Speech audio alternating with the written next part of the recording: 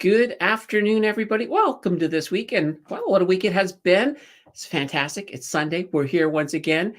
This is going to be great. It's good to see you guys. I already see a whole bunch of you guys showing up in the chat. This is fantastic. This is also that first Sunday of the month, which means free memberships. And if you guys look in the chat, you'll see I dropped the first one already. Just dropped one. Bang. There it is. It is, well, Jonathan Montgomery. He has won a free membership for the month of April. So fantastic.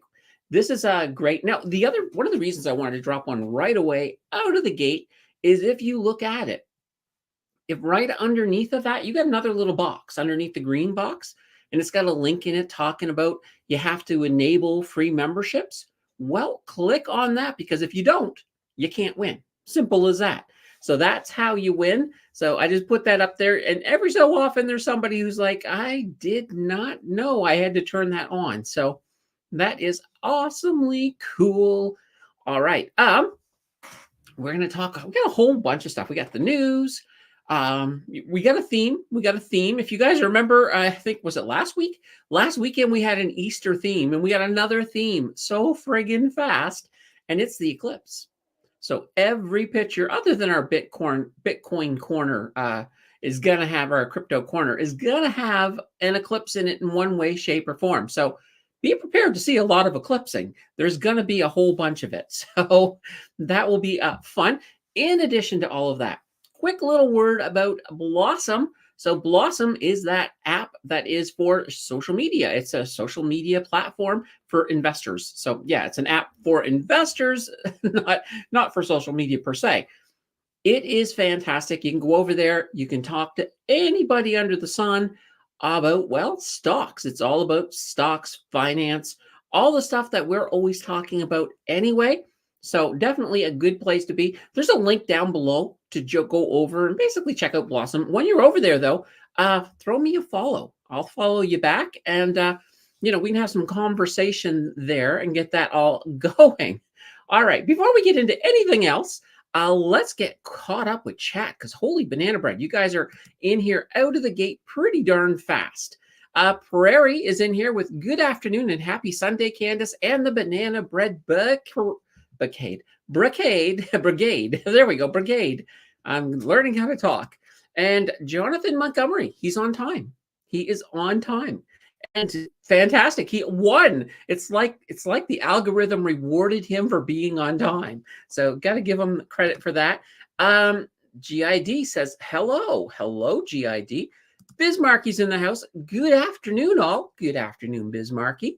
Always good to see you. We got King a Day. Hello, everyone. What a beautiful day here in Calgary. Nice. It's actually pretty nice looking here, too. All the snow we got a couple of days ago, all gone. Now it's a blue sky. The lawn still looks a little mess, and they kind of tore a piece of our front lawn as well with the plow when they came by. So got to take a look at that a little bit later. And Jonathan says, I'm on time and I'm a member again. Yes, absolutely. Absolutely. So what exactly does a membership do for you? A whole bunch of things, actually. One, you get to watch all of my videos a day early. So that's fantastic. We also have a special live stream every month for the channel members. So you get that extra live stream. In addition, you get to vote on the final video. So the final video of every month, the channel members are the ones who are telling me what to do. I got no say. They determine it, they vote, and that's what we do. So that's kind of cool. In addition to all of that, when you ask for a deep dive, if you're a channel member, you get to the top of the pool. So your chances of seeing your company coming up in the deep dive vote, pretty darn high, because they move up to the top. All right, we got Paul in the house with a hello. Mary's here with a lovely day. Hello, all. And we got Crystal in the house with hello, everyone. Prairie's congratulating Jonathan. Vinit's in the house. Ian, maybe I can manage it for you. Yeah, Vinit's been talking a lot over on that Discord. That's for sure. I've seen a whole bunch of tons of conversation going on over there. Just briefly on the Discord, if you're over there, be careful. There are bots. There are scammers on Discord. And what they tend to do is they'll make fake accounts. They will make a fake account and pretend to be me and then message you and try to talk you into, some kind of a crypto deal or something. So yeah, don't fall for that. In fact, what I say is if you're going to hang out on Discord, throw me a friend request over there. I will friend you, and then you don't have to worry about fake, or Candace bots. I guess we're calling them Candace bots, reaching out trying to steal your money, because I don't want to steal your money. I want you guys to make money, not the other way around. Well, I want to make money too, but not that way. Definitely not that way. Trevor's in the house with a hi, y'all. And let's see, Jonathan says the bull has been hitting the gym. Yeah, look at that. Our bull this time has a little bit of a six-pack there. Meme coin Bitcoin. Oh, I remember Bitcoin. Wasn't that in one of our market closes, I think, over the Christmas time when I was doing them? I did a whole bunch of them for you guys at Christmas. And I think I was calling Bitcoin at one point. And absolutely cool. That was absolutely awesome. Awesome. Vinit says, lovely pics. Yeah, absolutely. I'm enjoying. There's a couple of really good pictures, I think, this time around this week. So, but we'll get to those. We'll get to them. We got time. We're not in a rush. Vinit says, wow, ChatGPT has everything. It does if you know how to talk to it. It's all about your prompting. Yeah, you could prompt and you can get pretty much, you get to do almost anything. I will say, though, the image I used on the thumbnail, the bull and the bear were made by AI, but I actually had to make that eclipse myself because I needed it to fit in to the background for the actual thumbnail. So I had to do some manual stuff on that one. Mountain of Inspiration. Dimitri is in the house. Hello, Dimitri. Good to see you. Jackie's in here. Hi from London, Ontario. 99% eclipse tomorrow. I'll be having my banana bread drink while I watch on my deck. Make sure you're wearing glasses. Make sure you're wearing those proper protective eyewear. And I'll tell you, here's what it is. In case you guys are wondering, like you're probably thinking, come on, I look at the sun from time to time outside. Nothing's happened to my eyes. Why is it worse than an eclipse? Well, it's not. It's the exact same. But when you look at the sun, you know not to stare at it because it hurts. So you move your eyes away. But with an eclipse and with a big chunk of the sun being blocked out, the light's not hitting you in such a way that it hurts. So it's easy to just stare at the eclipse. But all of the bad rays, so all of the ultraviolets and all of the rays that are damaging to your eyes, they're still coming through. And you're not feeling pain. So you're just watching it, happily as your eyes are getting damaged. I believe in the 70s, well, no, was it the 70s or the 80s? There was a partial eclipse in Quebec and a few people actually went blind from watching it. So you got to be really, really careful. That's why you want to use those protective lenses. And we're going to talk a bit more about the eclipse too. So that's actually, no, I'm not going to, spoiler warning. It's in the stories. It's one of the news stories. So we're going to definitely be talking about that. Dimitri says, hello, Dr. Mountain. Thumbs up. Done. Yeah, absolutely. Hit the thumbs up button. Turn it blue. Let's get the algorithm pushing this out. Let's get some people in here, because if we get people in here, then we can do some pretty cool things like, well, drop in memberships. Let's drop one more right now. Bang. Boom. It's done. So there should be a membership coming up momentarily. All right. Let's see who wins. Mario has won a membership. There we go. Nice. Cool. Like before, in the past, I used to just drop like 5, bang, and then maybe another 5, bang. And I just would rather do it one by one so we can just spread it out, have some fun, instead of it getting all overwhelming. All right. Ian just got in. So I just got here. Congratulations, Mario, says Prairie. So nothing wrong with that. So let's get to that first story because I kind of already started talking about it. All right. Story number one is, yeah, it's where is the sun? What's going on tomorrow? So we have, of course, a total eclipse of the sun. It's not happening everywhere in Canada, but in the east, we're going to definitely have a very interesting day, I think. So, those of you who don't know what an eclipse is, it's basically the moon just getting in front of the sun. And the amazing thing, and this is what's pretty cool about Earth. We have a moon that just happens to be the exact right size to completely block out the sun when we have a total eclipse. We're the only, I was going to say country, but we're the only planet in the solar system that can do this. Now, here's a funny little thing, a little bit of trivia. Every year, the moon is actually moving a little bit further away from the Earth. So if you were to go ahead into the future, let's say, I don't know, a billion years or so, we wouldn't have a total eclipse as dark as we have now because it won't be covering as much because it'll be a little further away. So just that one little interesting tidbit there about the moon, which is kind of cool. So this happens. So basically a total solar eclipse happens roughly every 18 months or so, somewhere on Earth, not all in the same place. And that's kind of the interesting thing. So any given spot, so let's say, for example, Niagara, since that seems to be one of the better spots to view the solar eclipse, any given spot can basically see one every couple of centuries. So we're, basically, those of you who are on the trajectory of this total solar eclipse, this is your only chance. Unless you go somewhere else. You can go to another part of the planet and watch it. But if you want to watch it at home and that's where you live, this is your only chance. It's not going to happen again. Unless, of course, AI does some incredible things to life extension. But I'm not counting on that. I'm not counting right yet. So it's going to be very, very cool. Now, the last total eclipse in Canada was in 1979. And it was mostly in the prairies. So the West got it in the last time. And the next one, there will be another total eclipse in Canada. I'm not sure where in Canada, but the next one's going to be in about 20 years.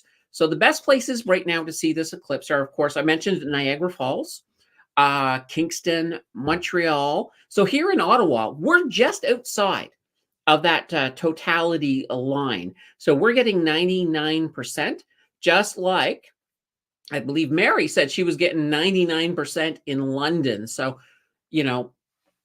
99% is still pretty darn good. It's going to get pretty dark here. So that's going to be fun right there. Now, Niagara is expecting so many people to show up that they actually declared a state of emergency just in case things go wrong. Now, this is Canada, so hopefully things won't go wrong. But it's kind of interesting. It's a neat little thing to watch. One other little thing I mentioned as well about your eyes, but when you're looking at like taking pictures of it, you should actually use a filter on your phone as well. I did see a video from the States where somebody was taking pictures of a total eclipse, and the light coming down, the way it gets focused, it actually made their camera catch fire. So it can be dangerous for your equipment. Now, here's the one thing. When we hit totality, so when we've got that ring around the sun, well, around the moon, that's the one point where you don't need to have your special filters on, or you don't want to use a filter when you're taking a picture. So if you're in the very middle, so if you're like in Niagara, we're probably going to get almost 4 minutes of that. But you want to be nimble because as soon as the sun starts coming out again on the side, sort of like in that picture up there, when you start to see that brightness on that one side, throw your glasses back on immediately, get your filters back onto your cameras, all of that fun stuff. So anyway, those of you who are in this area who are going to get an opportunity to see this eclipse, let me know in the chat. I'm really curious. All right, let's get caught up here. Terry says, question, are eclipse nighttime regions even darker than regular night times? So you can't, I would say no, because the eclipse, it's basically the shadow of the moon on a specific spot on the planet. And it has to be in the daytime because you have to have the sun there. So the other side of the planet, it's business as usual. The nights are no different. So no, it would not be any darker. Um, but for those of you who are watching the eclipse, when we do get to totality, you'll be able to see stars. You'll be able to, and there's going to be a comet up there. You might, if you look from where the eclipse is towards where Jupiter is, there's going to be a comet in that area. I don't know if it's going to be big enough to see with the naked eye, though, but you might be able to. You might be able to get some pictures of that as well. So that's kind of crazy. And yeah, Bismarcky sums it all up. Niagara Falls going to be crazy tomorrow. Mario, thanks for the win. Absolutely, absolutely. All right. And Terry says, hand puppets. Is it safe for those folks to stare at the clips without button eye protection? Asking for a friend. Yeah, your hand puppets can stare at it. You don't need to buy glasses for your hand puppets. I'm not sure why your hand puppets are going to go see the eclipse, but why not? Why not? And Prairie says, I remember the eclipse in 79. I was in junior high. Our science teacher taught us how to build pinhole cameras. Yeah, that's another good way to watch the eclipse because basically the light goes down through the pinhole and it will create a shadow on a piece of paper or, maybe a piece of cardboard or however you've constructed it that will actually show you the eclipse. So what some people will do is they'll use that pinhole and they'll just sort of watch. And then once they've got the full eclipse, they may then at that point, come around, do their pictures while it's in the totality. So you don't have to worry so much. Mario says, I'm going to watch the eclipse at work. We have a welding mask. Yeah, welding masks are pretty good. Yeah, not too shabby with that. Trevor says, when I was younger, we used a pinhole camera. Yeah. I mean, I've been in a lot of different partial ones before, but or at least I think I have. I feel like the sky has gotten slightly dark. Not that dark, but I'm kind of looking forward to it on, tomorrow. So that's going to be kind of cool. And here's a first coffee of the day. Good old Starbucks. Hello, Starbucks. This is for you. Very good. I do want to talk about, before we move any further, Wednesday night. So Wednesday, we have 2 live streams. We have our regular market close, and we're going to have at 7 p.m. Eastern Standard Time this week, Crypto Night. So I got some guests lined up. I can tell you guys a little bit. So one of the guests is Tim Danter. Tim Danter from the original Crypto Night in Canada is coming over because this is kind of a throwback to that. So Tim is going to be here. One of the other regulars on Crypto Night in Canada may be here. This is a maybe. This one is a maybe, and that is Tim Perry. So Tim Perry may be in to talk about some of the altcoins. He's more of an altcoin kind of guy. And I got more. I have from Green Candle Investments, Brandon. He has a he has a YouTube channel. Just do a search on Green Candle Investments. You'll find it. He's going to be one of our special guests for the night. So he's coming on. We're going to talk all about Bitcoin, crypto, going to answer questions. Now, I will warn you guys. So when I'm doing this solo here, I can get to every question right now. No problem cycling through them. But if it gets busy, that's when you guys want to start looking at, if you really want to get a question answered, throw it in as a super. That way there, it'll get answered. We will answer every single super that comes through. And that also includes, if you're a channel member, and some of you are about to become channel members, you get 1 free super every month as well. They count too. So to me, that is the same as a regular super. So I would give that a priority as well. So that is going to be how I'm going to do it. Now, I will still try to pull questions out of chat as well. But it may be, it could be interesting. It depends on how many people. I mean, maybe nobody shows up, and there's just like the handful of you guys there. In that case, yeah, we'll just answer everything. But there'll be a lot of discussion and things going on, all about everything from Bitcoin to probably XRP, Solana, you name it. It's probably going to hit, and it's going to be definitely a fun night. So that is Wednesday, the double stream day. Now, I wanted to, so I did this little experiment on Wednesday. So on the market close on Wednesday, we did an experiment where, if we had a certain number of subs, basically within, well, we said 5 minutes, but that's stupid. We're not going to do that anymore. If we hit a certain sub goal, sorry, I keep calling it a sub goal. If we hit a certain channel member goal, we were going to do an extra live stream. And so we did do that on Friday. So that was why there was another one. So we're going to do that again today. So here is the deal. If you want another live stream tomorrow, so if you want to market close on Monday, then what I want to see is I want to see 2 memberships.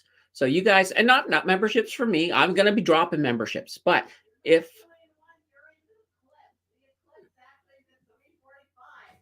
oh, that's fine. I'm not worried about the eclipse. Jill's yelling, "You can't do it. It's because of the eclipse." I'll do it anyway. I will do it anyway. I'm okay with that. Even if it's dark, that would be kind of cool. So if we get 2 memberships through the course of the rest of this, we'll do that stream tomorrow. Simple as that. All right, now let's get caught up with the chat, and then we'll get to our next news story.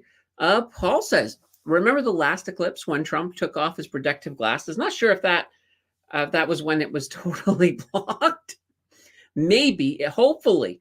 I assume there's, no matter, whether you're a fan or not of Donald Trump, I'm sure that there's enough people there that would have some common sense to sort of not let him do it when it was dangerous. So I would hope so. Terry says, because of David Bowie's close to last video, Black Star, where Bowie is sucked up into space. Oh, yes, I remember that. And let's see. By a lunar eclipse, I'm looking for Bowie's return to Earth tomorrow. Okay, why not? Ian says, I hope I win another membership. Well, you could. All right, you know what? Let's find out. I'm going to drop one right now. We'll find out if Ian is going to win. All right, it should be popping up in a moment. It would be funny if it was Ian. It would be very, very funny. Holy banana bread, Ian. It is you. I can't believe it. The odds of it actually being you with that buildup it's funny. It's actually funny. Wow, that's kind of cool. Avalash says, I think I read that Jupiter can have triple eclipses. I don't know what you're going to see. Like, the problem is with Jupiter is the planet, all of the moons, like there's a lot of moons around Jupiter. I don't see them actually pulling off. I don't think they're the right size, but if you had 3 of them lined up together in sync, that could actually be very, very interesting. So we'll have to see. And yeah, look at this. It worked. My plan worked. There we go. Skiz is next. I haven't seen Skiz in a bit. Where are you, Skiz? Get your butt back here. I haven't seen you in a bit. Sisso is in the house with a hey. It's always good to see you, Sisso. Always good. All right, let's get to our next news story. See how I somehow worked an eclipse into it. All right. So the next story is that carbon tax. Oh dear. This is probably one of these stories that could totally be charged, but we're just going to look at it. So basically, last week, April 1st, we had the carbon tax increased. So the carbon tax, it rose up to $80 a ton. It was at $65 a ton. So basically, it rose by $15 a ton. So at the gas pump, this is going to amount to basically a 3.3 cent rise in the price of gas. Natural gas for home heating is also going to go up a bit, which will amount to The average use, like regular Canadian winter, you're looking at about an additional $347 a year in your natural gas costs. So that doesn't sound that bad, but there are a lot of people are worried about, well, all of a sudden, if truckers have to pay more for gas, they're going to charge more to haul, and stores will then start charging more for food. So that's a fair argument, absolutely. There will, of course, be some impact to inflation through this. Although I have to admit, and I'm not a fan of the carbon tax, but I do have to admit that I think the amount of the impact is not as big as what the conservatives are kind of leading us to believe. I'm not saying that. I'm saying they're. What's the best word? I say they're exaggerating a little bit, just a little bit. And the reason that they're doing that is that, well, they're in an election. You have to take the worst case scenario of everything and sort of throw it in. And I'll tell you, I bought into that quite a bit, except for I did watch a video. Canadian in a T-shirt actually made I thought it was a pretty wonderful breakdown of exactly how much it's going to cost versus the carbon rebate. Now, yes, if you make a lot of money, you're paying more tax. No ands, ifs, abouts, or ands, ifs about it. But if you're not in that top 60% of incomes, if you're in the lower 40%, which a lot of Canadians are, you're actually better off with it. So it's kind of interesting. Now, I'm going to drop a link here for you guys. Now, watch this after the show. Don't watch it now. But this is the video that a Canadian in a T-shirt made, and I thought it's pretty good. It breaks it down really well. So I'm not going to break it down because he did it. I thought he did a good job. So, definitely, if you haven't seen this, go check it out. And when you're over there, tell him Candace sent you. He'll get a kick out of that. Goodreads. Good Vibes says bonjour. Bonjour to you as well. Paul says, bought my gas March 30th. Next tank maybe in 3 months. Toyota plug-in hybrid. Oh, not bad. Cisco says, looks like a new audience, new channel. Oh, the channel's always growing, Cisco. No, the background all changed a lot because I put all the sound panels up, hence the reason we got all these octagons behind me. And we got a lot of new people. It's absolutely fantastic here. And this is, to me, this channel, the way we've been growing, the people who've been coming into here, you guys are all absolute rock stars, and I love it. This is absolutely fantastic. Vic Vin says, Scotiabank did a study showing the Bank of Canada rates are 2% higher than they would be without carbon taxes and the stimulus spending. There we go. So that could be an argument. That could be an argument, definitely an argument against the tax. See, I'm the type of person that I kind of look at it like, if you're going to have a tax, but then give a bunch of it back, why not just not have the tax? Or if you want to tax rich people, there's other ways you could do it. And here's the thing too, is in a sense, it sort of feels like what the carbon tax is doing is it's taking a lot of tax from, the higher part of society. So the higher earners, yeah, the higher earners, it's taking some of that money and it's giving it to people at the bottom end. It just seems to me that there might be a better way to do it. Not a fan of it, but I don't hate it as much as I did before, just watching some of the breakdowns I've seen lately. So we definitely have to look. And yeah, Muggsy's mentioning Canadian in a T-shirt, and there's that link right here. I put that up here so you guys can check that out later. Paul says, liberals are under-exaggerating the carbon tax too. Was there a payment last week? $27? Yeah, I don't think there was. I think there is a carbon payment rebate that comes out, I think, in April, but it hasn't come out yet from as far as I know. Yeah, and hit the like button. Yeah, absolutely. Oh, I was hearing a noise and I was like, what is going on? And I discovered what's going on. Let me show you guys what's going on. It is the new kitten. The new kitten down here just playing around by my feet. Hello there, little one. Yes, yeah. Oh, yes, she wants to bite. She wants to chew on my fingers. So, yeah, that is winter. So winter is here to stay, and at least in Ottawa, or at least in the house. Um, it seems to be a theme. We also have a cat named Autumn as well. So definitely fun. Um, are the bubbly cans full or empty? They're full. They are absolutely full. So I love bubbly. So I normally have 2 of those cans a day, and I just sort of rotate. Like you'll notice if you look around at the beginning, you'll notice how there's one missing until you get to the green one there, which I believe is the apple. That's where I'm at. So apple, strawberry, watermelon. Then I go back to the beginning, which I think is raspberry. So yeah. King of Day says, "Wow, I just noticed the new background. Nicely done." Oh, thank you, thank you. No, it gets rid of the echo in here since this is the room I basically use as a studio. So nothing wrong with that. Paul says, BC has a non-federal system based on household income, BC Climate Action Tax Credit. When they say household income, is that gross or net family income? That's a good question. I would have to normally it's gross. Normally they always tend to look at gross. So I wouldn't say net, but you could always double check their documentation on it. And that's a big thing with the carbon tax. If your province has something already in place, so for example, BC, then you're exempt from it because BC is already collecting those taxes in another way. Bismarcky says, "Oh, carbon rebate next week." There we go. And there we go. Yeah, beautiful kitten. She's an absolutely adorable. Hi, baby kitta. Yeah, there we go. All right, let's take a look at our next story. Oil fears drought. There we go.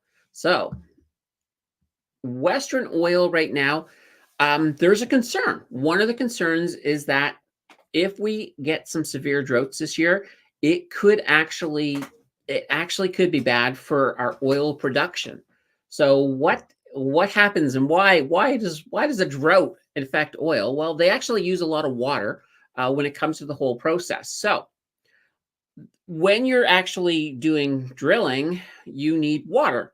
When you're fracking, you need water, and typically water is used. So in fracking, you use about 99% fresh water.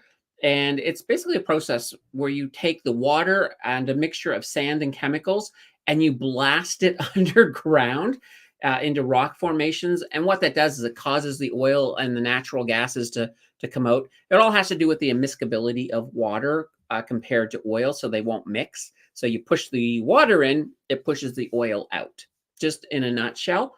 Now the Alberta Energy Regulators, so the AER, they are limiting how much water they can take from the rivers because a lot of these rivers are used for drinking water. So they don't want the oil company basically taking all the water and then having serious water shortages in some Alberta cities. So just something to keep in mind. BC as well. So Alberta and BC, where there is a fair amount of oil, BC has also been limiting water because they've been having a lot of problems with droughts. And problem is, it's not even like you could have a half decent summer and still have some pretty serious droughts if you didn't get the snowpack in the winter because they rely on all of that snow up in the mountains to melt to help keep feeding the rivers. So if you had a lower snowpack, that can be a problem, even if you don't have an exceptionally hot summer. But yeah, so that can be an issue. Here's the other thing. So the Trans Mountain Pipeline, their expansion is going to be finally operating this year. And basically, the idea is to have it as a natural gas export to BC. And here's the thing. It's expected to create an oil and gas boom. And it could happen, well, especially because all of the stuff that we're pumping to BC, we're going to be able to export it to the Asian markets. And that's going to be huge. The problem is, if we run into these drought issues and we don't have the water and we can't keep our production up, we could have a smaller boom than what we potentially could have. So it's kind of that whole thing about production, getting production up, making sure that we capitalize on that doom. So on that boom. I guess it feels like a doom sometimes. Paul says, "Oh, if gross, then from 2023 gross family income we will not get. Uh-oh. That's not good. Lisa's in the house with a hello. Sorry, I'm late. And Abalash says Premier Higgs is talking about replacing coal with natural gas.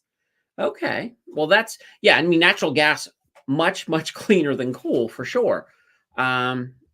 It's still not the idea, I guess, is to eventually get to fully natural, not natural gas, but fully renewable. So things like hydro, tidal, wind, solar, nuclear. So all of the cleaner energies, but it's going to take time. We can't, especially here's the thing with Canada, we can't just sort of turn off all of the fossil fuels because one, we don't have the infrastructure to do that. Two, our economy is very driven by fossil fuels, by our oil and gas industry. So, we kind of don't want to push that too much. We'd have to move in that direction. We need to diversify. Our companies definitely need to diversify in that direction. But you want to have a healthy mix. You want to have a very good, healthy mix of, oil and gas as well as renewables. So that's kind of the way it needs to go. All right, let's get to our next story. So ETFs, ETF mania. This was the picture I loved. I loved this. ChatGPT made this one. I came up with the concept. ChatGPT, this is what it gave back. I looked at it and somebody asked me the other day, do I ever swear? I swore when I saw this. I did. I said the F word and then awesome. So I was like, yeah, I love this one. So yeah, definitely good. So ETF mania. I guess I've kind of skipped over one for some reason. So I'll have to go back to the other one. Oh, I'm missing number 5. Okay, I jumped to story 6. We'll get back to number 5 here in a moment. We'll do this one first. So in 2024, we have had 50 new ETFs who have joined the Canadian ETF market thus far. So that's kind of cool. It's not a record pace, but it is a really healthy pace. We also didn't have as many like delisted ETFs as we normally have as well. But here are the 3 most popular. Thought we would just take a quick look at them. So there is the INAI. So INAI, and that there is the Morningstar Global Next Gen AI Index ETF. So it is an artificial intelligence themed equity fund. They've had about $177 million inflow. And here, you know what I'm going to do? Just in case any of you are curious, I know some people are always asking about AI. I'm going to put this right in here. Boom. There we go. This way here, you can actually see what it is. All right. Now that one I like. I do like that one of the 3. The other 2 I'm not as crazy on. So the other one of the 3 popular was HPYM, which is the Harvest Premium Yield 7 to 10 year Treasury ETF. So it is a covered call bond fund.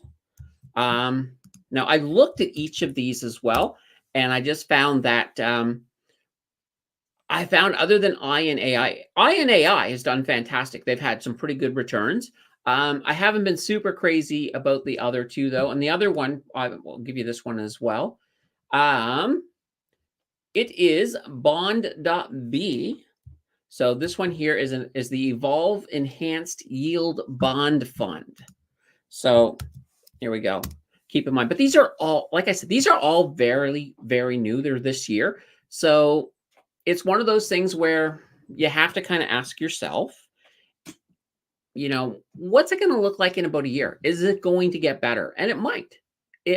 So, just something to keep in mind here. All right. Let me get back here. Ian says, I used to work for a watershed. Our biggest loss was evaporation. Then power generation, irrigation did not even make a dent. Can't imagine fracking really having an effect. Okay, fair enough. Terry says, I would love to buy stocks in SAAB, so Sabi of Sweden, and Hermes, so Hisse of France. That'd be interesting. I have not looked at those ones per se. Internationally, like I've been very bullish on India, but I am starting to look at Europe a little bit too. I think Europe is going to do pretty darn good. All right. Paul says BC sends out climate action tax credit 5th of July, October, January, and April. April 5th was a $27 payment. We don't qualify for GST credit is the same day BC. They says adjusted family net income. Oh, okay. There they go. Then that's good. That's good. That's why I say always take a look at it. So that's not too shabby. Paul says, so an RRSP would lower net income. Oh, yeah. Yeah. Well, an RRSP, it also lowers your gross income per se, because you're basically deferring that income, which is great. Let's see here. Covered calls, a bad idea in a bull market. Depends on the type. Covered calls do okay in a weak bull market, but in a strong bull market, you're 100% better off to just buy the underlying assets. But once again, if you're doing it for the income, like if your goal is income, you're not worried about the actual growth of the stocks per se, but you just want to get some good income flowing out of your TFSA. So for example, with a retirement income portfolio, then it can still make sense at that point. Do you like H-Bank? It's not bad. I mean, it's also covered call, but it's not bad. It's not bad at all. And plus, in this case here, you are going to get recovery in the banks once rate cuts start coming down, and once they start to navigate through the mortgage crisis, banks are going to start looking better. So that will be good for H-Bank, at least the value-wise. So you're not going to have that. I think as long as we have a little bit of volatility in the banking sector as they grow, that could be good for the covered call part as well. So it'll be interesting. It will definitely be interesting. Paul says, if Bitcoin stays at current levels on Monday, the Bitcoin ETFs will go up 2 to 3%. So yeah, I think where is Bitcoin at right now? Around 70,000, I think. I had to, it's funny, like just before the stream, I had to actually reboot my computer because the camera wasn't working. So I don't have all my screens that I normally have. I pulled up the bare minimum that I need for this. So we have to sort of look at that. All right, just give me 1 second here. I want to find out what happened to number 5. Well, here's 5 here. All right, just give me a second here. All right, now we're going to, whoops, it said it was taking too long. I'm trying to upload it right now, kind of as we're doing this here. Because, this is, there we go. I think it's working. All right. Okay, good. I got number 5, and I'm going to drag 5 back and put it in its right spot. All right, so now we're going to go backwards for the next story. All right, so number 5, that was our unemployment story. And it's actually story 4, but it's number 5 because I number 1 as the hold screen. So let's pull back here. So we did have our unemployment data that dropped on, I think it was Friday. So unemployment in March, it jumped up to 6.1%. So it was 5.8% in February. So it has gone up, and overall the economy has lost jobs. So we've lost 2,200 jobs. So that's a pretty big loss. The group that got hit the worst was actually younger people, 15 to 24. That age group, they lost, get this, 28,000 jobs. So that was not good for the 15 to 24-year-old age group. Most of these jobs that were lost were in the accommodation and food services. So a lot of restaurants and things like that. And then wholesale and retail trade and professional, scientific, and technical services. So, but mostly, yeah, a lot of different jobs. Now, interestingly enough, healthcare and social services, those actually increased. I'm going to have a quick drink here. I got a bit of a frog developing. Oh, there we go.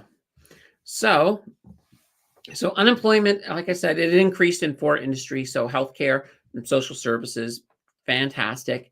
So the total number of unemployed people in the country, it stood at 1.3 million last month.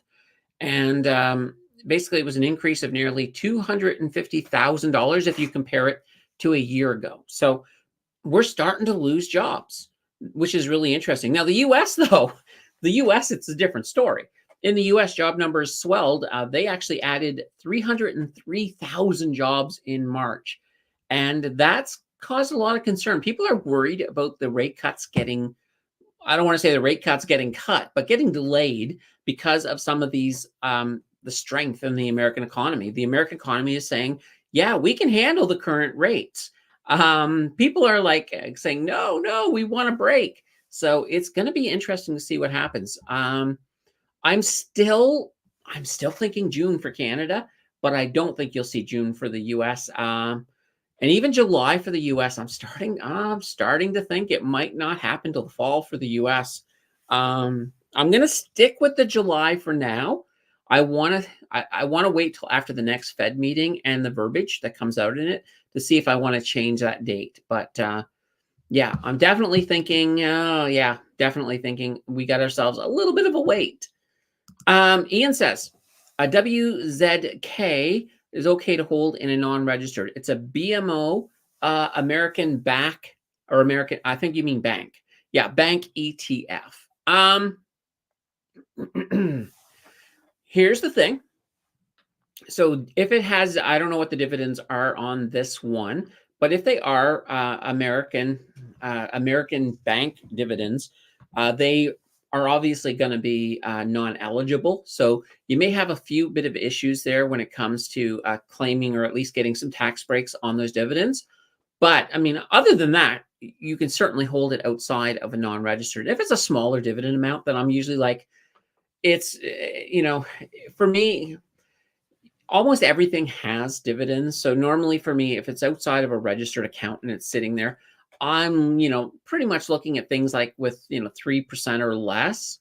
But, you could do it. It's just that it's not going to be. Also, the other thing to keep in mind too is that even though BMO, of course, being a Canadian company, even though they have those dividends, there's going to be a 15% withholding tax that comes off of every single one of those companies when they're paying it to BMO.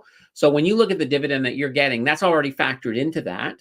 Whereas if you're looking like the absolute best way to hold, let's say an American bank ETF was to find an American version of it and then throw it into your RRSP, then that you're not paying any withholding tax. So you're getting the full amount by doing it that way. So just kind of a thing to think about, depending on. Now, sometimes when you have, like, when you do start maxing out your accounts, it becomes a little bit of a game and you have to sort of look at it.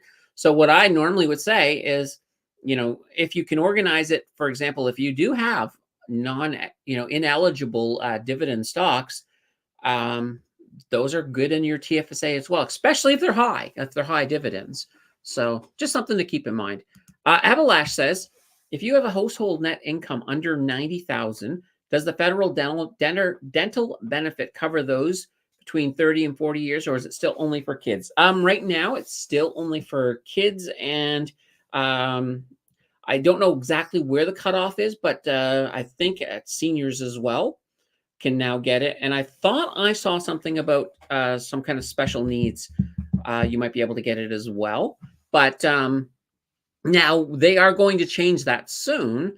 I don't know exactly when the next change is, if it's towards the end of this year, but that's coming. That will come eventually. But right now, between 30 and 40, you're still paying out of pocket. So yeah, you'll have to wait till that gets till those folks become eligible. Terry says, would love to buy stocks in Saab of Sweden and Hermes of France. As a Canadian, I see they are over the counter and or pink slip.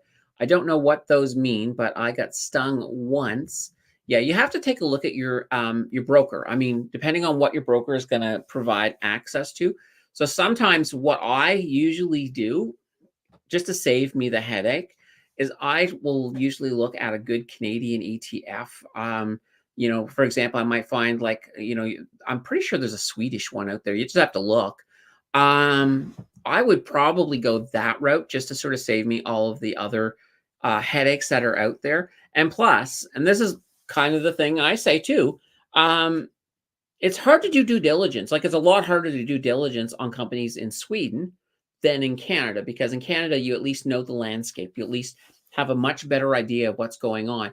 You know, everything from the economic side to the political side. Where in Sweden, I honestly don't even know what the ruler of Sweden is called. So, you know, you have a little bit of a disadvantage. That's why I think ETFs, when you're looking at international markets, is a very smart way to go. All right, well, let's see here.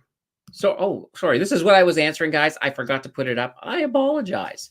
Abalash says, wouldn't the inflation go up in Canada over the next few months due to the strong U.S. market, Biden infrastructure spending? Do you think Canada would cut it before the U.S. Feds?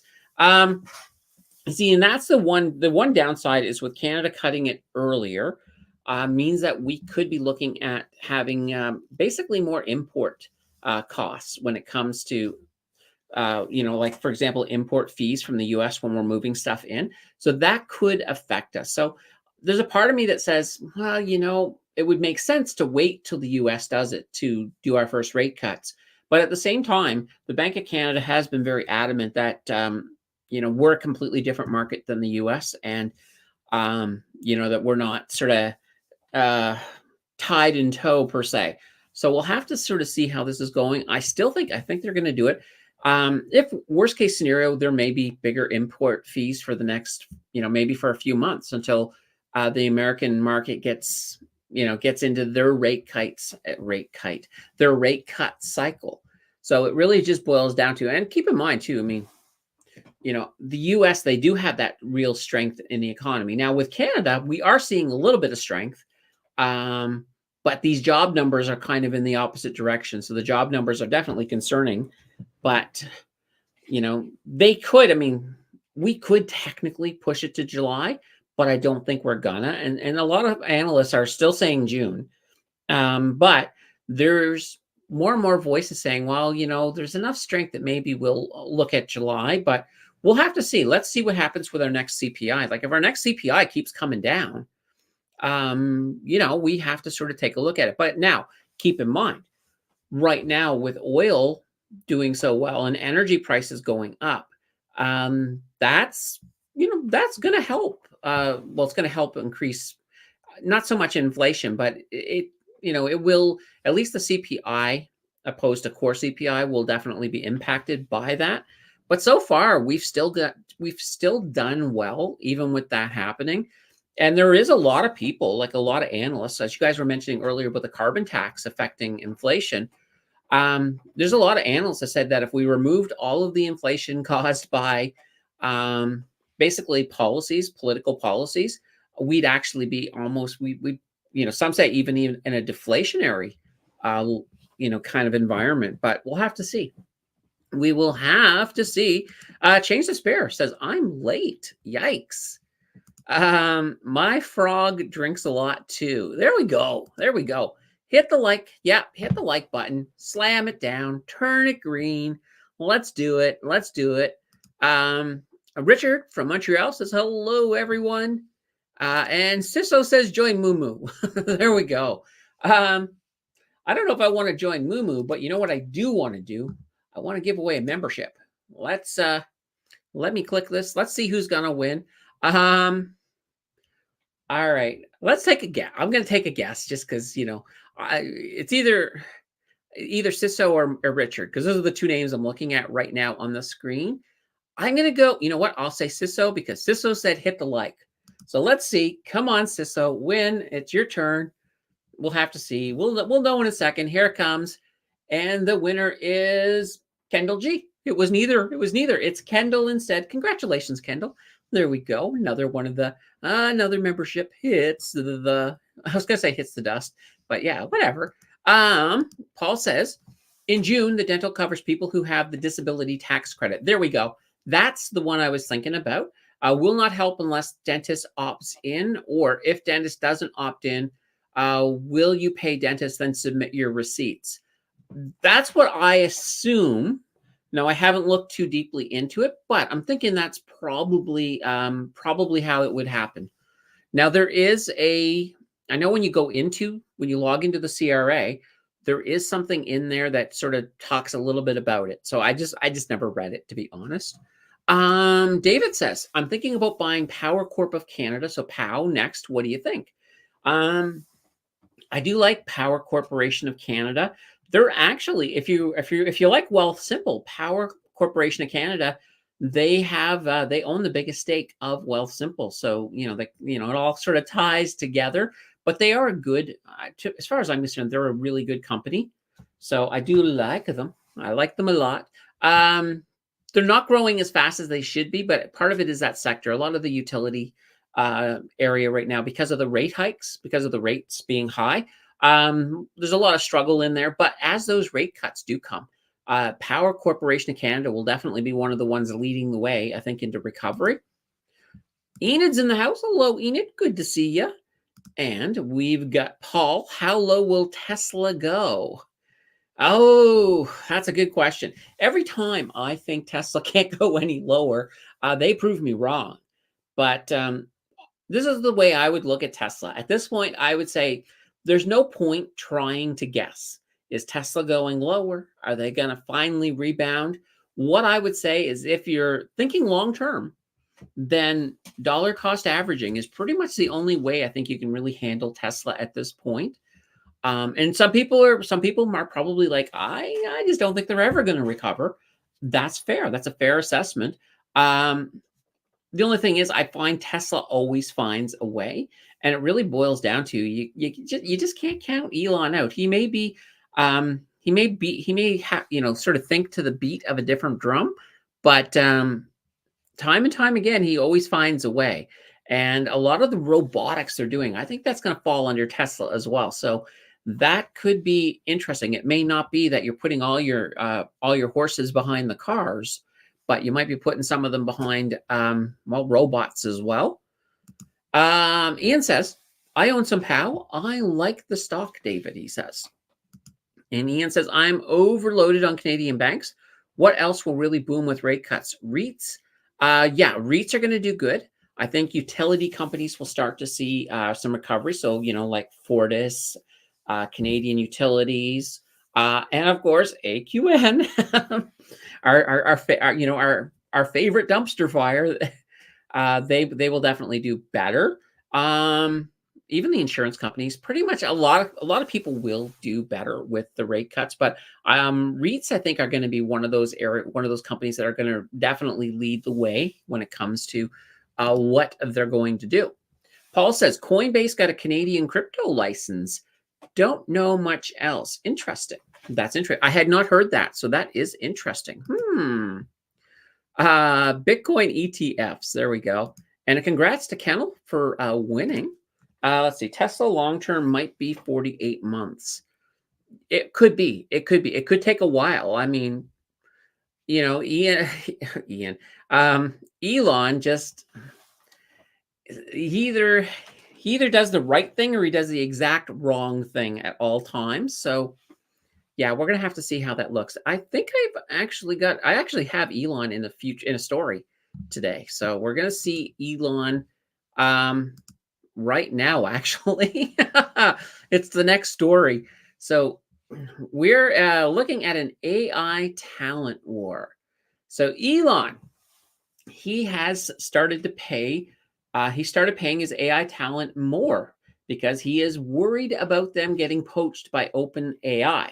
So according to a tweet thread that he had, he says that OpenAI has been aggressively recruiting Tesla engineers with massive compensation offers. And he says they've been successful with some of his employees, and he's lost a few people he didn't want to lose. So he's looking to basically pay them more proactively just to prevent them from leaving. Now, Tesla, of course, has a huge AI plan. So they have an AI division. They're calling it XAI. And really interesting thing, too, is he's tied this all into X as well. So he says that anybody who invests in X, they will own 25% of XAI. So it sort of pulls in there. I don't know how that's going to work. But it's kind of Elon. I can understand the whole poaching thing. There's been a lot of that. it's not just, it's not just Tesla and open AI, but there's been a lot of talent that's been moving around. It's whoever's going to provide the biggest amount of money. That's what it's all going to boil down to. So, it could be interesting to see how this is all going to play out. Apple, we'll just talk about them briefly. They've been buying up. They've been buying up little AI companies now. So they're not poaching people. They're poaching whole companies. They even recently bought, like a few weeks ago, or it was either maybe 3 weeks ago. They bought like a Canadian AI company as well. So I'm looking to see some really interesting things coming out of Apple in the following year. Right now, a lot of people are saying, what's the word? What's up with Siri? Siri is as dumb as a box of hammers. Well, she's going to be getting a big upgrade. And there's rumors of something called Realm, which could be really, really, really interesting. So I have a feeling Apple's going to do what they always do. Take the technology, the new technology out there, and just make it a little better. That's what they do. And it's going to be really interesting to see. There's so much coming up on the AI side, and it's almost like I should almost, this is what I said about crypto, and that's why we have this crypto live stream on Wednesday. But we should almost do an AI one somewhere down the road, because I think that would be fascinating as well. But yeah, so that's what's going on with good old Elon. So we gotta say, what is it? Oh, I just find it funny. I find it really funny. Like, he's also, he tried to sue OpenAI because they're not so open source as kind of like part of the mandate, when he was because he was part of the people who actually formed OpenAI. So definitely would be funny. Paul says, would be funny if Tesla started selling plug-in hybrids. Toyota has the 1 volt 6 plug-in hybrids, 90 hybrids for 1 EV emissions to build. They do 6 and 90. That'd be interesting. I don't think Elon would. I think he's kind of all in on full electric, so I don't think he would, but that could be interesting. That could be definitely interesting. All right, you know what? It's time. Let's do it again. Here we go. Boop-a-doo-doo-doo. All right, we're going to pull this up. We're going to see who wins. I don't know. I'm not going to guess. I got one right. I got one wrong. I'm going to stick with that 50% and just let it happen. So, and Bismarcky, you have won. If you're still here, you've won a membership. Congratulations. Oh, fantastic. All right. Ooh, we're slowly getting through the news. Well, actually, we're doing pretty good with the news. Let's pull up. This is our final news story. And once again, another eclipse. So I don't think I've got any themes coming until maybe Canada Day or something like that. But yeah, construction boom. So with the push to build more housing, construction is expected to turn into a bigger part of the overall Canadian economy. So right now, with the budget that's about to be released, there's $6 billion set aside for construction and infrastructure projects. So good $6 billion. There we go. Add to that. So in addition to that $6 billion, a lot of the provinces are starting to look at that red tape, because we've all been saying that red tape is a problem. So that red tape is being looked at, and that means they're looking to loosen those regulations, which will really help get things going, because we do need houses. We need them built fast. So last year, Canada's construction sector, they employed basically about 1.5 million people. There we go. People. So yeah, so 1.5 million people. And this is a number that is expected to continue growing year after year for at least the next 10 years. So it's kind of an interesting thing. Now, there was an issue with the pandemic. A lot of people weren't going, of course, to trade schools. So enrollment was down, and that's not good for a sector that's growing like this. But now the trade schools are more popular than ever. And let me say, most people nowadays, if you send your kid to trade school, they're probably going to make a lot more money than if they go to university. It is so true. Become a carpenter, electrician. There's just a huge, huge demand, and that's not a bad job. Of course, course, make sure if you do send your kids to one of those jobs, make sure they understand investing so that they can start putting that money to good use once once they graduate and go through all of the apprenticeship and all of that fun stuff. So yeah, congrats, Bismarcky, for winning. Oh, that's fantastic. Oh, Bismarcky, you are here. Good, good, good. So woohoo, I'm here in the backyard barbecuing a steak. Oh, this is your lucky day. You get a steak and a membership. Look at that. Muggsy saying congratulations to all the winners today. Yeah, and thanks for the membership. Oh, absolutely. We got more coming. We got more coming. Don't worry. Yeah, so that's the last of the news. I don't normally I do a crypto corner and I have the thing for it, but you guys are getting a full crypto show on Wednesday night. So crypto corner, we're not even going to touch it. We're going to leave crypto alone today, but Wednesday night, you guys will get more of it than you can handle for sure. It's going to be fantastic. So, all right, I am going to give me a second here. Let's get rid of this. Boop-a-doo-doo. I need to get rid of this. Boom. And there we go. Full screen. Yay, everything is full screen now. So now it's just you, me, questions, all that fun stuff. And we got other things too. We got more memberships still to drop. There we go. I'm going to drop one more right now. Just bang. Get it done. There we go. We'll see who wins. We'll celebrate them. And the winner is Stan Gray. Congratulations. There we go. That's what I love. I love the first Sunday of every month because it's that time when we can just drop some of these out and have some fun. Funny thing happened in the last live stream. The market close. Somebody made a Mr. Math, and Mr. Math showed up and actually gifted a membership. I was just like, what's going on here? It was funny too because it was the old icon from the old Mr. Math before I turned him into a person. So anyway, here's to whoever that was. That just blew me away. Oh, there we go. All right. And Prairie says, congrats, Stan. All right. There were a couple of other things. So we got some stuff coming up this week, actually. So on Wednesday, and we're not talking me right now. We're going to talk the Bank of Canada. We got our interest rate decision for April. So it's a no-brainer. It's going to be a pause, but we're going to be able to listen to see what they say. That could tell us a lot. Now, they don't have a rate decision in May. So after this one here in April, so after Wednesday, the next one is not until June. So, we got a little bit of time to go before the next one after that. Now in the US, and this is what I was talking about as well, on that same Wednesday, we get the CPI coming out and then the PPI the next day. So that's going to be cool. That'll give us a lot of information as to what is going to happen with the Fed.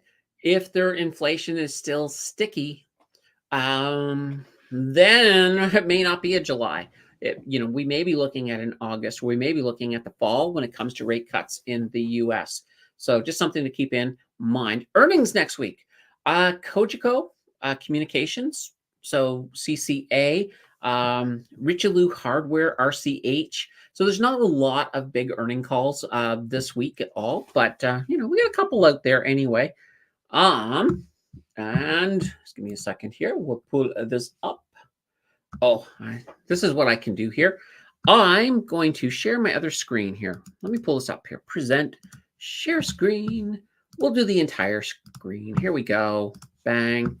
And I'm going to lean over here and whoops, come on. Put me in there. There we go. This is our Discord. So we have a Discord. The link's down below if anybody wants to check it out. And remember, on Discord, watch out for those fake Candaces trying to get your goat. So over here, we do have our YouTube schedule. So this just lets you know what's happening, when it's happening. So like right here, April 7th, this week live stream. Well, that's today. So, so we have high ROA stocks coming out on the 9th. So on Tuesday, We're going to look at some so return on assets. So I actually found some really interesting ones. There's one stock in there that is going to be on that list video, and it feels like I haven't done a list video in a while. That I'm looking at it and I'm like, why don't I have this stock? Why have I not invested in this one? So, there's one of them in there I'm kind of excited about. And the reason I say, why haven't I? It's not that I just discovered it. I had it in a list sometime last year for something. So I'm like, oh, this is one I probably should have jumped on, but I didn't. And yeah, here it is right here on the 10th. We got our market close. We got this week crypto night special. That's going to be a fantastic one. We're going to have another deep dive coming up this week as well. I'll get the vote out. I'll get the vote out pretty darn soon for it, and then we'll see who it's going to be. It won't be AQN because we already did them. So yeah, it's been fantastic. This has been a good month. You guys have had you guys have been watching lots of videos. We got lots of new people popping in. It's been fantastic. Absolutely. All right. Chad says, whoops, let's go back to, there we go. Let's go back to full screen.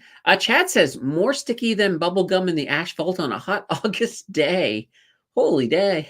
Holy day, I was going to say. Holy banana bread. Yeah, that's inflation for you. And yeah, Chad says, good day, everybody. Stan is saying thank you. Thank you for the membership. Yeah, absolutely.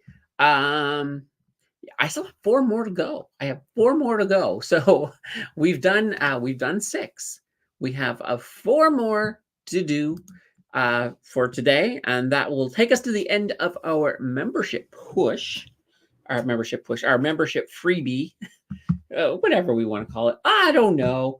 It's just one of these days. Let's do one more. We'll do it right now. That way there I don't have to think. Then I only have to worry about 3 more after that. All right, here we go. Bang, boom. Let's see who wins. We're waiting. Oh, it's coming up. It's coming up. Carl M. Congratulations, Carl. You have won a channel membership. Enjoy it. I will be putting out, by the way, with the channel members, I am going to ask you guys what you want for the channel membership live stream pretty darn soon, because that is coming up. Well, when is that coming up?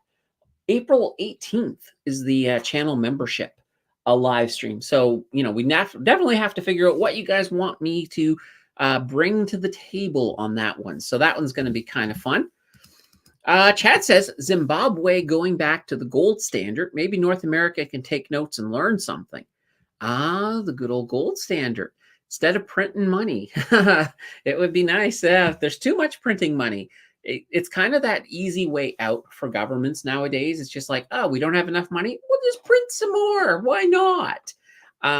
Yeah, it's one of those things. If we had stayed on, now here's the thing too. If we had stayed on the gold standard, I imagine gold would be worth a lot more than it is today. So just keep that in mind. But that's not a bad idea. And congratulations, and another congratulations, all that fun stuff, all that good stuff here. Yeah, you gotta love it. What was I gonna say? So yeah, I've been trying to think as well. It's funny, I'm starting to think about that 4,000 celebration stream. We're gonna do a market open to close. So a full day on the market, when we hit that 4,000.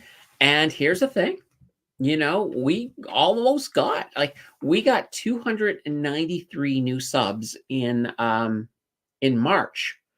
Now, if we can hold that momentum, this stream will be happening before the summer. If we can hold that momentum, that would still be fantastic. We're doing pretty good this month. April's been good.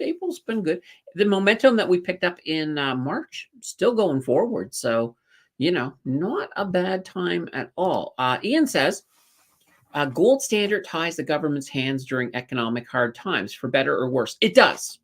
It removes that tool of being able to print money, for example. So here's the thing. You even take the Great Depression. I mean, a government, if they foresaw that coming, if they weren't on the gold standard and they could print as much money as they wanted to, they might have been able to avoid that. They might have. It's hard to say. I'm not a financial historian by any means, but we have that way, yeah, and and Chad's sort of talking about it here, is that it's how it's easy way, devaluing the money and causing more long-term problems. Yeah, it's basically governments today are very good at kicking the can down the road.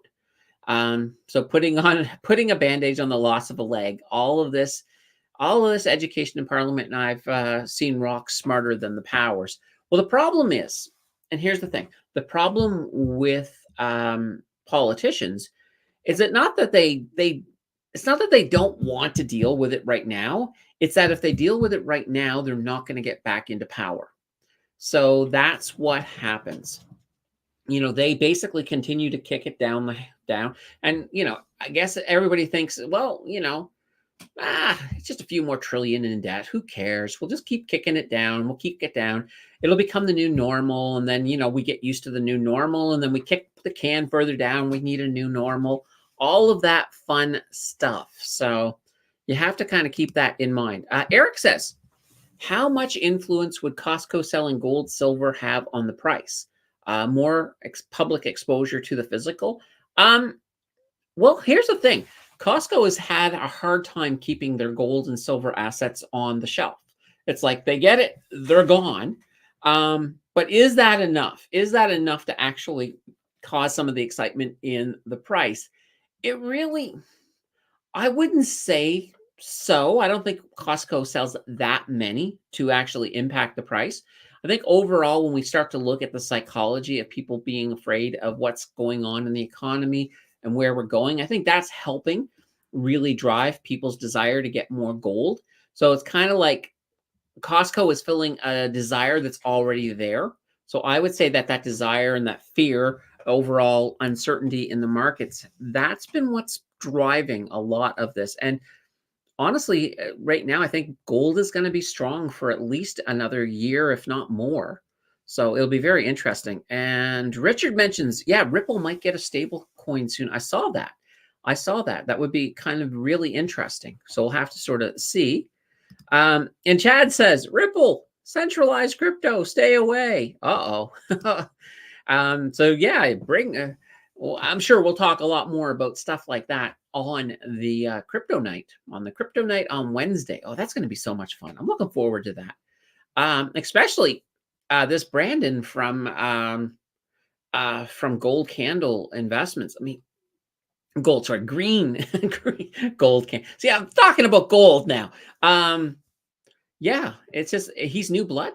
We have not been exposed to him in this community.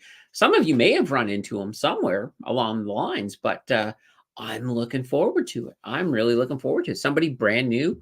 Yeah, that's to me, that's always fun. Whoops. Sorry, Ian. Imagine the pandemic playing out without printing money. I don't like printing money, but I don't know what would have happened without the stimulus. Yeah, that's the thing. Yeah, if the pandemic had happened with us being on the gold standard, say we were still on the gold standard, that would have made it very, very difficult. It probably would have been in a situation, it would have almost made it impossible to shut down. So, we'd be looking at people working sick, the virus maybe getting further along. Maybe, I think in total, I think about, is it 8 million or 6 million? It was either 6 or 8 million deaths were attributed to COVID. Now, keep in mind, when you talk about this, it could very well be that some people who had COVID were probably going to die from other things anyway, but because they had COVID, that they would be counted as well. So, and that's kind of just the way statistics works when you're counting stuff like that. So, yeah, it's interesting. It's interesting to know what would have happened. I don't know. Let's see. That token's still sleeping, and China bought like 54 tons of gold. Nice. Yeah, well, there's not a lot of gold. Gold is a pretty rare element for sure. And we're not talking just on Earth. I mean, because you might have heard that there's an asteroid made of gold. Well, sure. But if you actually look at the composition of the universe, Gold is pretty rare. Most of the really big elements are pretty rare. Let's see. Yeah, and this is going to be. Can't wait till crypto. Well, it's not crypto night in Canada. It's this week crypto night, but because it's close enough to crypto night in Canada, I made sure the dancers were okay with me calling it that because I didn't want to step on any fees. Well, Tim's going to be on the show, so it'll be fun. It'll be blast. I'm looking forward to it. Plandemic, just a fear scare tactic, in my opinion. Okay. I don't know. I mean, I had COVID. It wasn't fun, so I'll put that out there. It's just it's one of these things that there's going to be there's people on both sides, and I just I just leave it. I just leave it be. I look at it this way. We're all on the other side of it now, so no matter what side you're on, we'll all just be friends. That's the way I look at it. Jordan says, "Hey there, Candace. I am Grasshopper Glass on Discord." Yes, you are. I saw you there. I did see you there. I think you joined a couple of days ago. So yeah, it was definitely good to see you over there, Jordan. Fantastic. It's always good to see Jordan. Richard says, "Silver is just as rare as gold. Price is rigged." Well, I think gold is a little more rare only because it is a heavier element.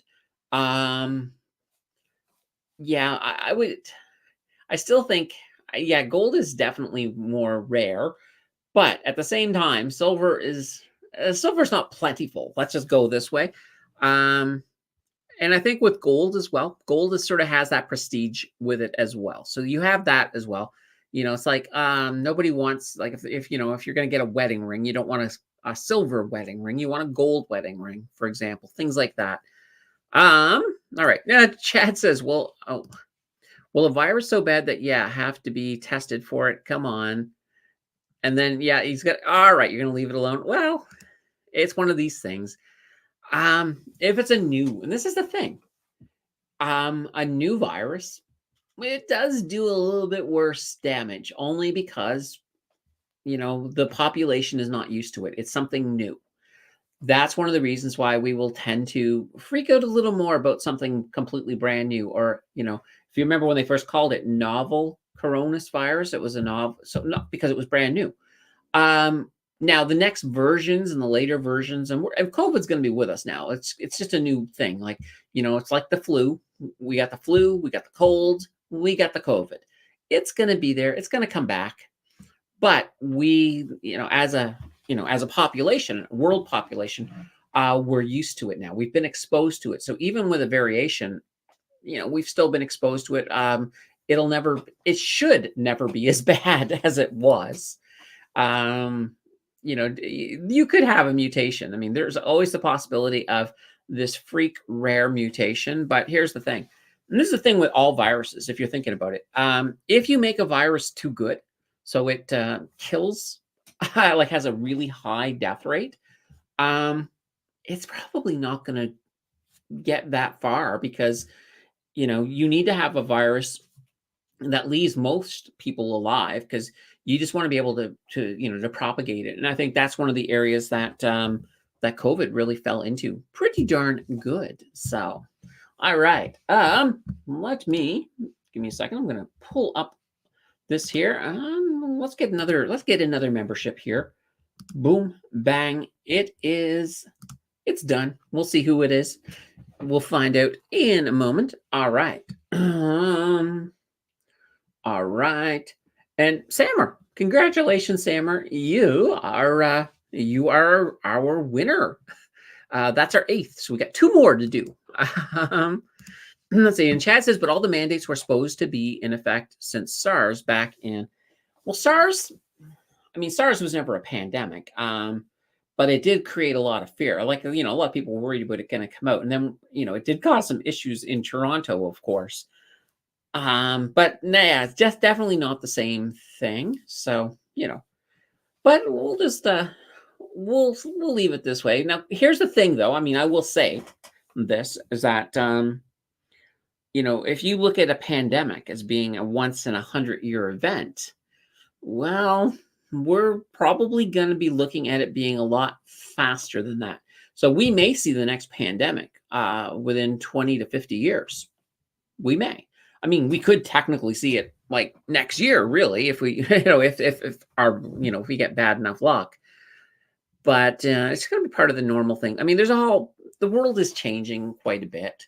I mean, if you look at the world, just look at the environment, look at the climate, um, look at the whole big picture, and then look, then say, look 20, 30 years ago, it's already a huge difference. So, we have to kind of live with a changing planet. And that means, as temperatures get warmer, it means more storms, more powerful storms, more events that are once in a generation, or not all of a sudden once in a decade type thing. We have to sort of live with it. There's no way around it. All right. And congratulations from Prairie. GID says, do you swing trade too, or just investing? I do swing trade. I do a lot. Actually, I do a lot of swing trading using, lately I've been using Bitcoin just because it's so easy to swing trade. I've been using BTCC.B, which is a Bitcoin spot ETF in Canada, but it's pegged to the US dollar, so it moves really, really well. So I've been using that a good amount, but yeah, no, I do swing trade. Absolutely. Let's see. Terry Crow says, holy moly, congrats, Sammer. And Toronto put in a rock concert. Well, yeah, it was like with the fear of SARS, I think it was the Rolling Stones. They were like, yeah, okay, let's play Toronto. And, so people will get over that whole fear of SARS. And it worked. All right. Time to have another sip of Starbucks. Oh, this is good. Okay.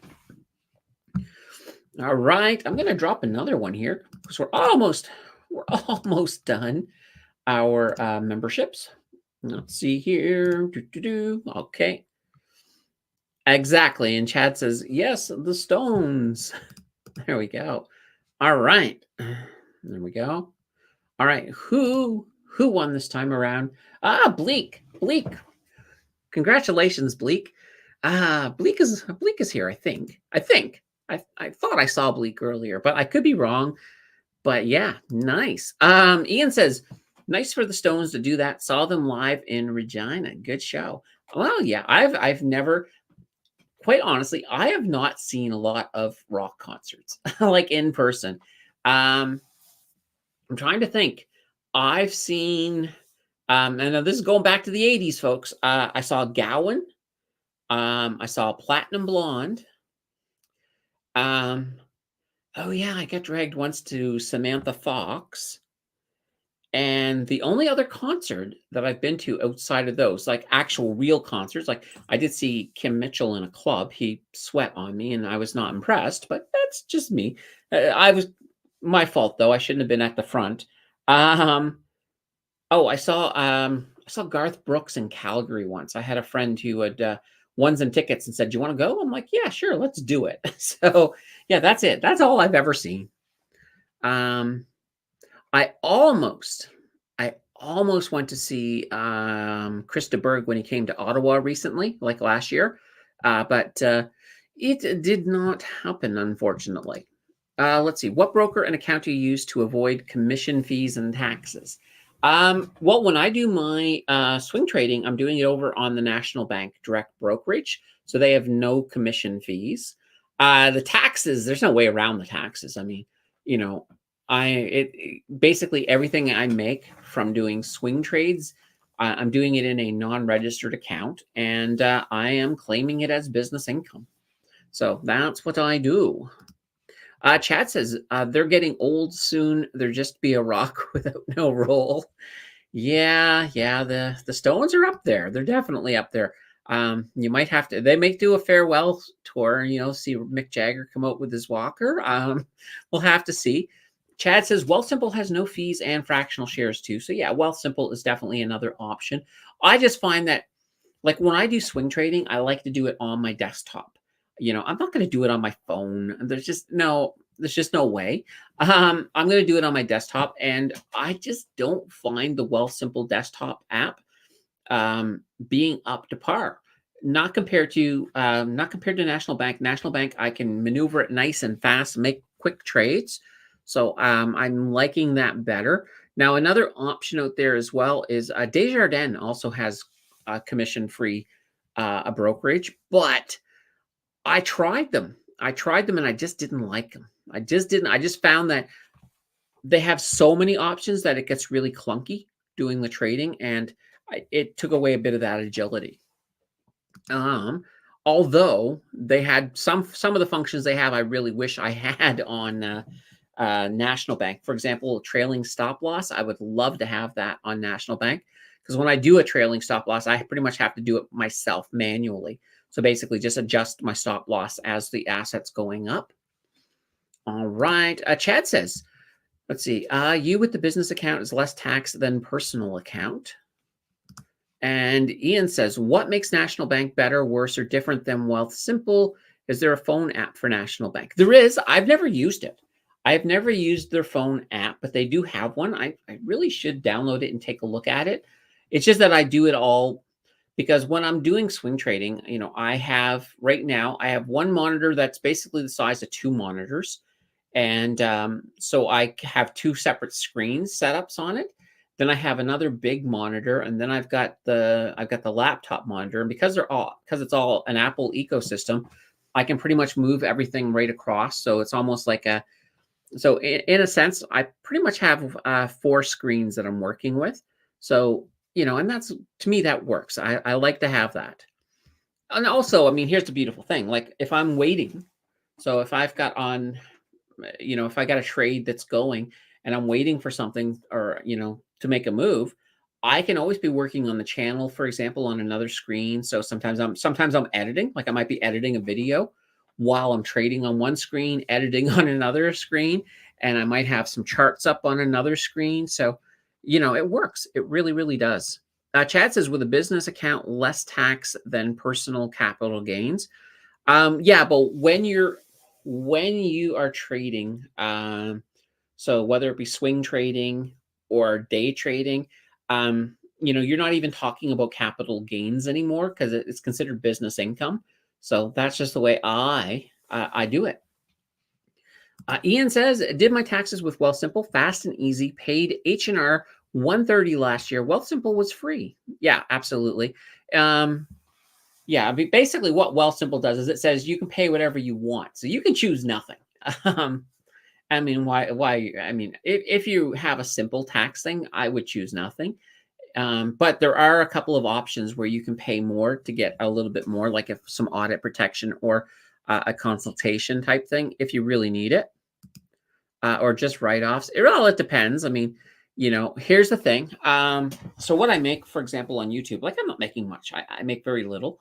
But once, I grow the channel big enough that I'm making some, half decent money here, I can certainly, pull, that would be considered business income as well. So, it all sort of ties together. Jerry says, all the big bands are getting digital like ABBA and Kiss. Ah, yes.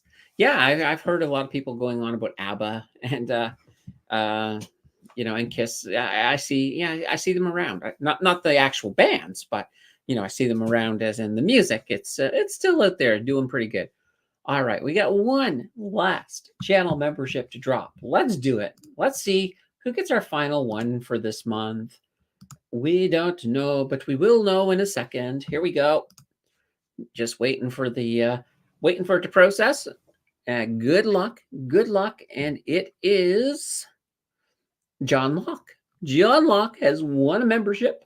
I haven't seen John today, but I know he is a regular. So congratulations, John. Good for you. Good for you. There we go. So there we go. We got our memberships out, and that is fantastic. Paul says, once you add business income, your cost of tax return preparation goes up in cost.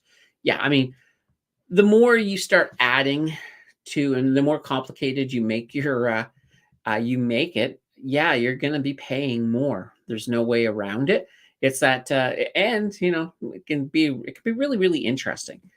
I learned, for example, using a ShakePay. So over on ShakePay, so ShakePay is It's one of these on bridges for Bitcoin. So you can basically buy Bitcoin with them, transfer it to your wallet, or keep it on ShakePay. But they have a reward system. If you shake it every day, you get some free Satoshi, so little pieces of Bitcoin, which is fantastic. But each single shake counts as a transaction. So when you go to import all of these transactions, unless you're doing it manually, which is a pain.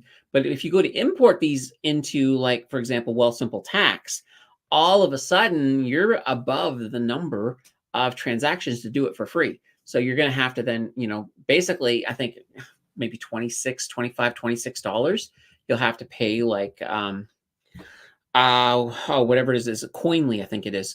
And then they'll let you send it all over, which is great, which is fantastic, but it just makes it a little bit extra that way. But at the same time, it's Shake Pay is kind of fun, and I know some people who have some insane shake streaks going. So any of you, I never promote Shake Pay, but I do have a link down below if that's something you're interested in. If you wanted to get into Shake Pay with crypto, it's down there as well. Chad says, have about 30 papers RRSP from other places as well. Oh, fun. And Ian says, I have simple taxes. I got the premium tax service for free with my premium membership. Nice.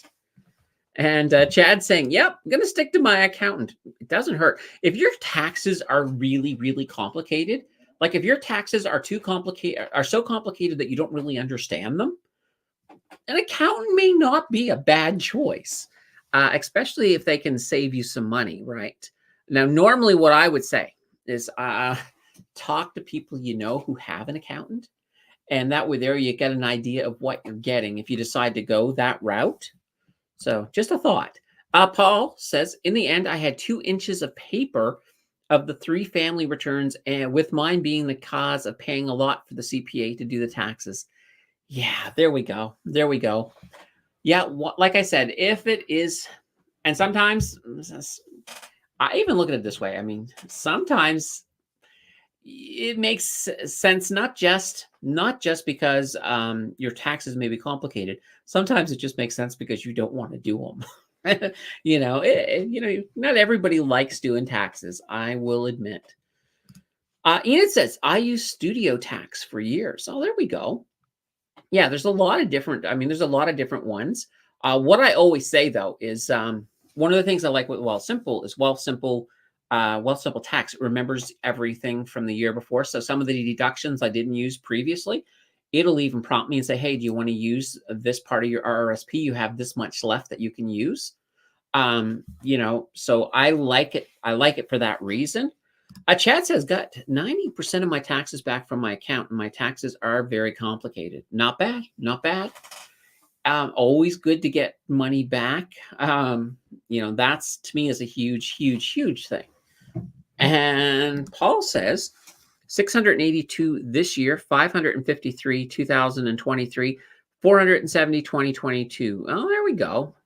So that's not bad. It's not bad. It's nice to get money back from your taxes. That's for sure. Let's see. And Jonathan says, if I skip ads, do you get paid less? Yes, I do. It depends. Let me clarify that. I think it's like, if you get a long ad and you watch like about 30 seconds of it and then skip it, I think I get paid. But yeah, it's just one of those things. And this is the thing. It's like, if you hate ads, I mean, when you skip an ad, it basically means I'm probably losing a nickel. That's what it pretty much means. I'm not losing a lot of money. So yeah, just keep that in mind. So it's not like I get paid a ton. It depends on the ad. It also depends on the time of year. So just something to keep in mind. I do make more though when you watch an ad opposed to somebody who has premium, who doesn't do ads anyway. So I make more from the ads than I do from premium. Paul says cost of CPA above. Oh, that was the cost of your CPA. Oh, there we go. All right, I got it. Jerry says, I know a guy who didn't do his taxes for 7 years. Yeah, there's people like that. And here's what'll happen. When you don't do your taxes, if you have a good year, a lot of times the government will look and say, oh, look, this is a year where they owe. So we'll do that year for them, and they'll send you back the assessment. And they don't do a great job. I mean, they're not looking to save you money.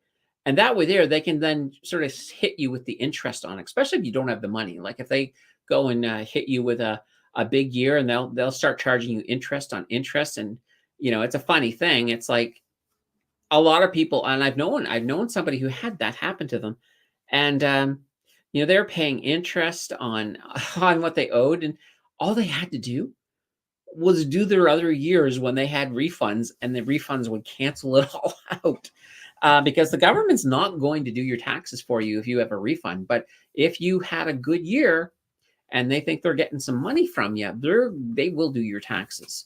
And you don't want to just do your taxes, and you won't have to worry about that. Chad says, why I max out my RSP and donations, get the maximum back, have to find the loopholes. There's a lot of loopholes. Especially if you own a business, if you start a family business or just a personal business, there's a lot of loopholes that you can then loop into your taxes. Then focus on the TFSA. Paul says, inflation is increasing the cost of CPA office to do your taxes. If someone is charging nothing, they probably don't know anything. That's true. That is absolutely true. If you don't know what you're doing, it's going to be, it's going to be one of those days. All right. We got a super sticker. We got a super sticker coming in from Jackie. It's the hands. It's the hand thing going boom, boom, boom. There we go. I did it. Why not? Anyway, thank you, Jackie. Much appreciated. That $2 is going to go into the 0 to 100K challenge. So gotta love that. Thank you kindly. Prairie says, LOA just got the friend request on Discord from the fake Mountain Finance. Yeah. That's where you reply back to them. Or I don't know, if you reply back to them, does that mean you accept it? Because otherwise I'd say I would reply back and call them a few choice words. So I'm going to actually go into there. Here's the other thing too.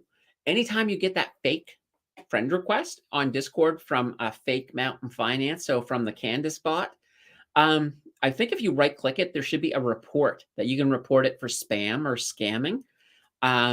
Do that. Absolutely. So I've already, no matter how much I love you guys, I'm not sending you friend requests on Discord. But if you send me one, I will absolutely click OK. Yes, because hey, that's just how I roll. And that way there, if you are over on Discord, just friend me. I'll friend you back. And you don't have to worry about these stupid fake ones. Because if a fake one pops up, it's like, no, I've already got my friendship with Candace. That one's bad. We'll just report it as spam or scam. And this also goes for the YouTube comments. Lately, the comments have been really good. I've been really happy because every so often I get some of these scammers that come in waves. But lately, I haven't seen too many. I think it was last year I had a fake Mountain Finance account that was popping in, and I reported them, and they're gone. And I still occasionally get that one where somebody comes in and says, "Oh my God, it made a life difference. I followed Janet Miller, and she's just great." And then 50 other comments appear immediately saying, "Oh yes, I know Janet Miller. She made me a lot of money." Just stay away from those. You see those? Normally they don't last long on the channel because the second I see one, I'm deleting it right away. But yeah, so don't fall for those. And that's a thing too, especially with my channel. I do delete things. I also have a pretty strong filter on. So I'll give you a hint too when you're doing something. If in a comment you want to point out a stock, just put the name of the stock. Don't put the .to, because as soon as you put the .to, YouTube will think you're trying to send me a website, and it will either put you, sometimes it'll put you into the I must review column, so I can go into there and I can save the comment, but sometimes it deletes you. It just deletes you outright. And I'll sometimes know you left a comment but have no clue what it is. Or I'll see it in my email, but there's no way I can reply to it because it's been deleted by YouTube. So you want to just be kind of careful with those dots. And then there's also people that I've seen some people put the .to and it actually made it through. So I don't understand that. Maybe it has to do with how many times you comment. If you comment like every single video and you probably put the .to, maybe then it lets you through. I'm not sure. Paul says, I quite understand it, but somehow my 2023 business income was negative 2,800, but actual income was $600. Well, that's interesting. That's interesting. Must be something that you might have made like some trades that you just didn't realize were red, and that might be why. That might be why, maybe. But then again, I mean, it depends because you're not really doing fast trades, so it shouldn't be business income. So I'm not sure what that is, Paul, but definitely interesting. Chad says, so if I open a subcontract business, I can get write-offs and swing trade in that account too. It's not so much that you're gonna, well, unless let me see, if your actual business is a trading business, you could then, in that case, yeah. But then also, if that's the case, you would then have to do all your swing trading under that business name, and all of the profits and everything would go into it, and then you would have to maybe pay yourself a salary or something like that. So there are ways that you could do it for sure. Paul says above, I quite don't understand. Yeah, I don't know what went on there.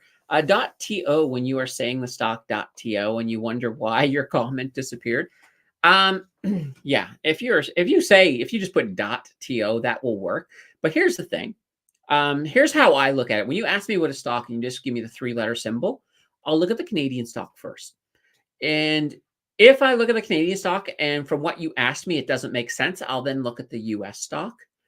So that's kind of the way I go with that. So if, for example, it's a US stock, just say, hey, do you have an opinion on this US stock? And then give me the ticker symbol. And yeah, that'd be fantastic that way. Chad says, okay, so I have to open 2 businesses then. There we go. Chad, you're going to be a business tycoon at this rate. Jonathan says, do you track the 0 to 100 challenge on Blossom? I do. So right now, on Blossom, you can connect your brokerage. So I have to now. Blossom really the only Canadian one you can hook up with it is Wealthsimple. And it's just something the banks, I think, are being a little stingy with their APIs. So, it is something that Blossom is working on. So I have to manually enter everything in for National Bank. But yeah, the only thing I have on there right now is the 0 to 100K challenge. So, just to make it easy so people can go in, they can look at the challenge and see what's there, go through all of the statistics, because the stuff I show on the actual video. Now, I am looking, just to, since you brought up the 0 to 100K, I am looking at finding a way to simplify it a little bit, because those things, now that I've got a fair amount in the account, those videos are getting a bit too long. Like 16 minutes is long. So I want to see if I can find a way to, and I'm going to do that with the next one, see if I can simplify it a bit so that we can get that video back down to, I'd like to see those ones down to about 10 minutes. So that's going to be my goal. I'm going to try it. I don't know if I'll succeed, but we'll try.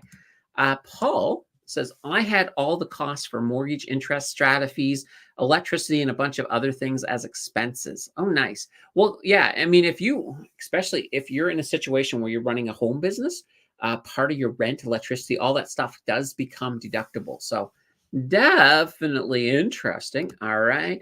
Don't hold a mortgage, paid my house off in cash. Oh, wow. That is very, very cool. Was too cheap to qualify for a mortgage when I love the prairies. Yes, I know, Chad. If Chad's in the house, Saskatchewan will come up in the conversation at least once. At least once. All right, guys, we're heading towards the end here. So if you get those final questions, drop them in. Also, keep in mind, I did not see any channel memberships pop up outside of what I did. So it doesn't look like we're going to have a market close tomorrow, but that'll make Jill happy, because she's going on about, she was going on about what? The eclipse? No, the eclipse is still going on at that time. But it still would have been fun. Oh, YouTube has a new feature as well, and this is going to help out the channel members. I can now do um, channel member shorts. So I can do shorts just for channel members. So if there's ever anything I just want to share with the channel members, some quick thing or something, I can make a quick little short, which is kind of neat. Another thing, another new feature they have as well is they have vertical.